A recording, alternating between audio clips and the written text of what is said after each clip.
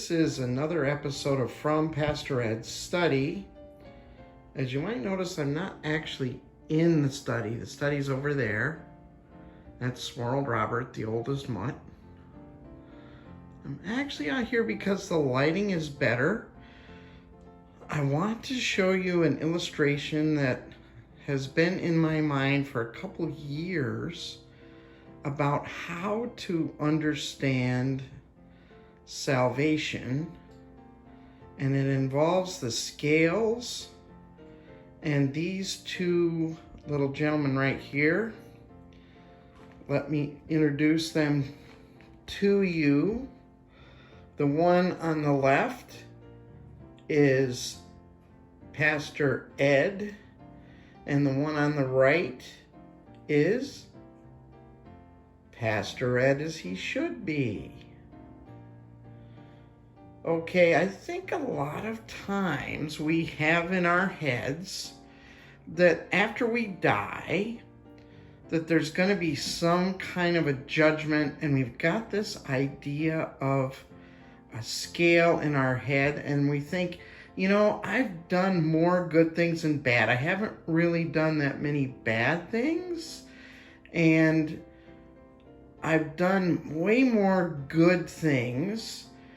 And so when my life's put on the scale, I'm going to come out mostly to the good, and God's going to see that and go, great, and I'm going to go to reward, or at least I won't go to punishment. Let me see if I can illustrate that kind of thinking here with my cheapy little scale in the background. Just a second.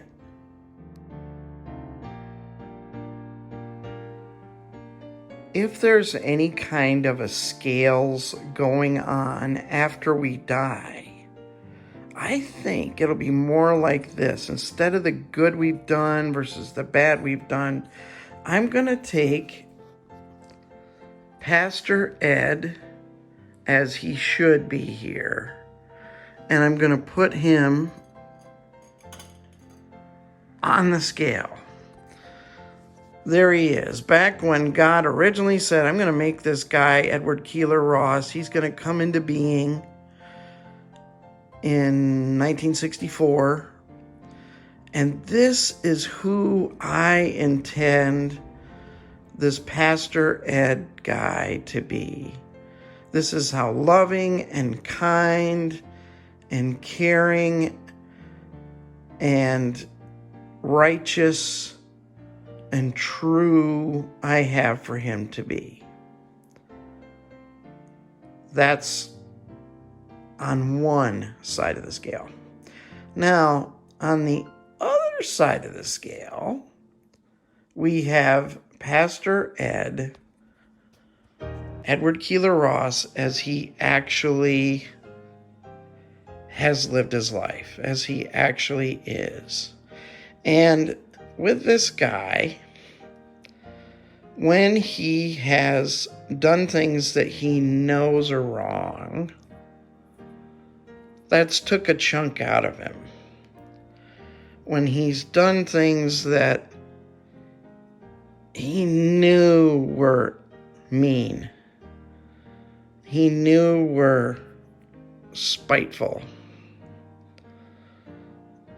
that took a piece out of him.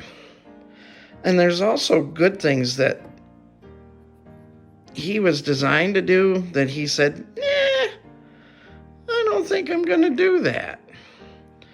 And every time he's missed one of those opportunities, that's taken a chunk out of him as well. I mean, he's not a bad guy. He just, well, he's got issues. And, you know, when he's been selfish, when he could have been selfless, when he's been, just lazy, he could have done something better. But he decided, I don't want to put that much effort in. I don't think I should. You know, this is the guy that actually finishes life. And he's the guy, then, that if there's a scale thing, this is the guy that would, the shaky hand of judgment, that would actually go on the scale, right?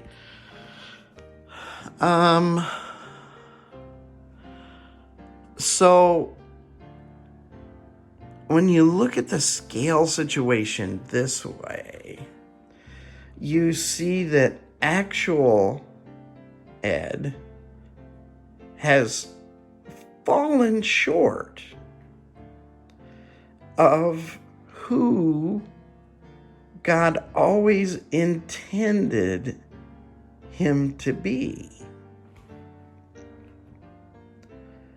Now, to me, that seems the way a fair and just and wise God would carry out a scale judgment, right? Something like this. And there's actual Ed, and then there's ideal Ed, the Ed that should have been, that could have been. And God looks at that actual Ed and says, oh, Ed, you're so far short. I designed heaven as a place where actual Ed's gonna love it and feel comfortable. But you've done so many hurtful, selfish things. This place is not for you. I have to judge you compared to who you could have been and who you should have been. And you ain't there, buddy. You're not there. Now, the Bible actually never talks about judgment in this way. Well, it kind of does. Because in Romans 3:23, it says, all have sinned and fall short of the glory of God. And I think that's exactly what this means. God had a glory for us to live in, a glorious life where we could have shown his glory to the world, where we could have shown his love and his mercy, his kindness, his justice to the world. And we fell short of that. We sinned. And I've talked about that. You can see those little sin globules there. So I think Romans 3:23 really fits this. But actually, when the Bible talks about final judgment, it talks about the books being opened. And the book of life, or the Lamb's book of life. And as they look through these books, they're looking for my name. And the only way my name gets into the book of life is by knowing, having a living relationship with God through Jesus. And that comes from realizing that I don't measure up, right? Not from comparing me to my neighbor and going, yeah, I'm better than him, I won't be okay. Instead, I realize, no, I'm not the person God wanted me to be.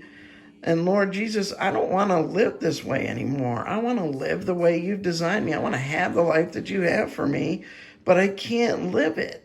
I can't do it. I keep getting selfish and getting in my own way and sinning and hurting the people I love, and I can't keep doing this. And so I say, Jesus, forgive me and save me. And I put my trust in Jesus. And at that point, my name is written in the Lamb's book of life. As a friend of God, as an adopted son, because I trust that Jesus' death will take the punishment I deserve for falling short. I'm not there. And that Jesus' life will allow me to live a new life in relationship with God. Well, I hope this illustration has kind of cleared things up a little bit. I hope it's a flash of revelation from the Lord. If it confuses things, let me know. That's all from Pastor Ed's study for today.